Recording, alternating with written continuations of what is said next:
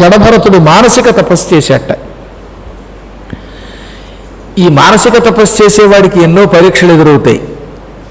పాపం ఒక ఆయన వ్యాపారం చేద్దామని కొంతమందిని వెంట పెట్టుకుని అడవిలో పెడుతూ ఉండగా హఠాత్తుగా దోపిడీ దొంగలు మీదకు వచ్చారు. ఆ దోపిడీ దొంగల వల్ల డబ్బంతా కోల్పోయి నానా బాధపడ్డాడు.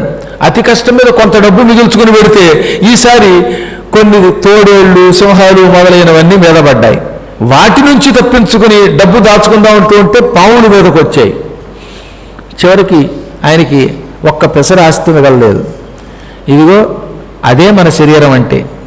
మన శరీరంలో పంచేంద్రియాలు, మనస్సు ఇవి దోపిడీ దొంగలు. ఇవి తపస్సు అనే డబ్బుని అపహరిస్తాయి.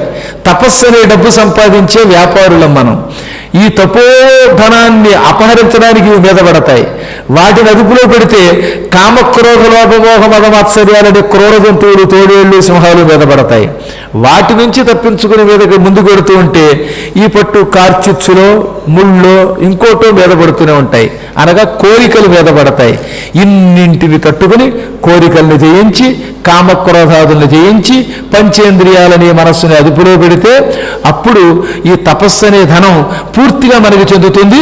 అప్పుడు ఈ వ్యాపారంలో శాశ్వతమైన కైవల్యం అనేటటువంటి ధనం పొందగలుగుతాం. అంత సంపద పొందగలుగుతాం. ఇది ఉత్తమమైన ధనం. ఇది పొందడానికి నిరంతరం మనస్సుని అదుపులో పెట్టవలసిందే. ఏ క్షణంలో అయినా మనస్సు అదుపు తప్పుతుంది.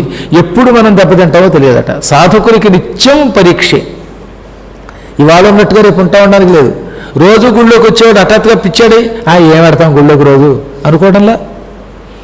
ఓ రోజు వచ్చే ఓ రోజు ఎందుకు రావట్లేదంటే ఇదే, ఏముంది రోజు వెళ్ళే గుడేగా, రోజు చెప్పే పురాణమేగా, ఈ ఒక్కపూట హాయిగా ఓ చొక్క వేసుకుని హాయిగా ఏదో తింటే ఎంత బాగుంటుందో అనిపిస్తుంది. లేదా సినిమాకి వెళ్ళాలనిపిస్తుంది, ఇంకేదో పిచ్చివాగుడు వాగాలనిపిస్తుంది.